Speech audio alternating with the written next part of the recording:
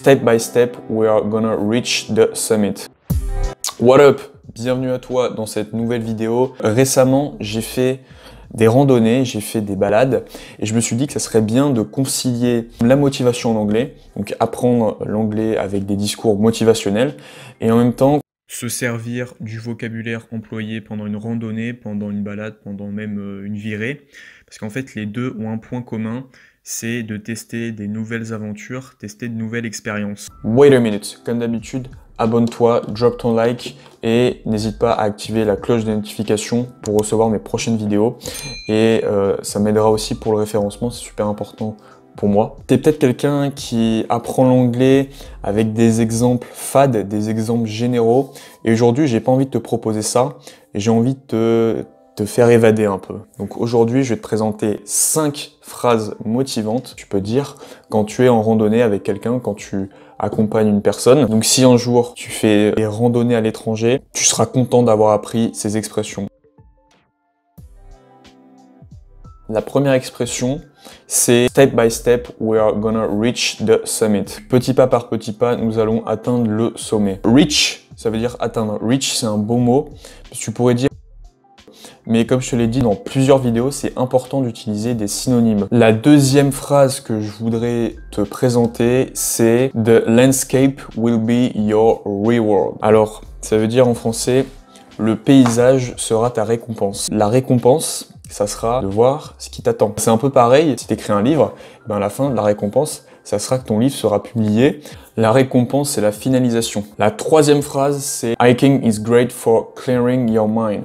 Donc la randonnée est bonne pour te vider l'esprit. Donc évidemment, tu as bien compris que hiking, ça voulait dire randonnée. Clear, c'est quand tu nettoies. Clear your room, ça veut dire nettoie ta chambre. Et ben, clearing your mind, ça veut dire nettoie ton esprit. La quatrième phrase, c'est là où tu vas transpirer. Now you're tired, you wanna give up, whereas you're almost at the end of the road. Maintenant, tu es fatigué, tu as envie d'abandonner, alors que tu es presque à la fin du chemin, à la fin de la route, à la fin de la balade.